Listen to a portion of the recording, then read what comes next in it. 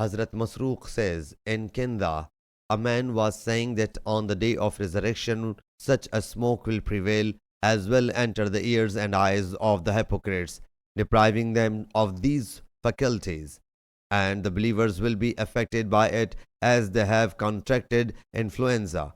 Hearing it, we got scared. So I visited Hazrat Ibn Masud radiallahu anhu while he was reclining. When I told him this narration, he got furious, sat aright, and said, whosoever knows anything should tell it, but whosoever does not know should say, Allah Jalla Jalaluhu knows the best. For it is also an aspect of enlightenment to say, I do not know. If one does not know a certain point, undoubtedly Allah Jalla Jalaluhu said to his Prophet Sallallahu Alaihi Wasallam, say you, I ask of you no wage for this Quran, nor am I of those who affect. So when the Quraysh did not embrace Islam, the Prophet Sallallahu Alaihi Wasallam made an invocation against them. O Allah Jalla Jalaluhu, help me against them by afflicting them with 7 such years as you sent in Hazrat Yusuf times.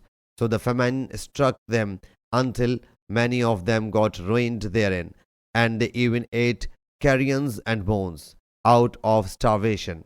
And when any one of them looked in between the sky and the earth, he would only see smoke. So Abu Sufyan then came to him sallallahu alaihi wasallam and said, O Muhammad, you had come to preach us the lesson of reinforcing the ties of kinship. Lo and behold, your people have perished, so please make an invocation. He, Hazrat Abdullah bin Masud radiallahu anhu, then recited this verse, therefore wait you the day when the sky will bring a clear smoke. You will again do the same. Then they return towards the infidelity.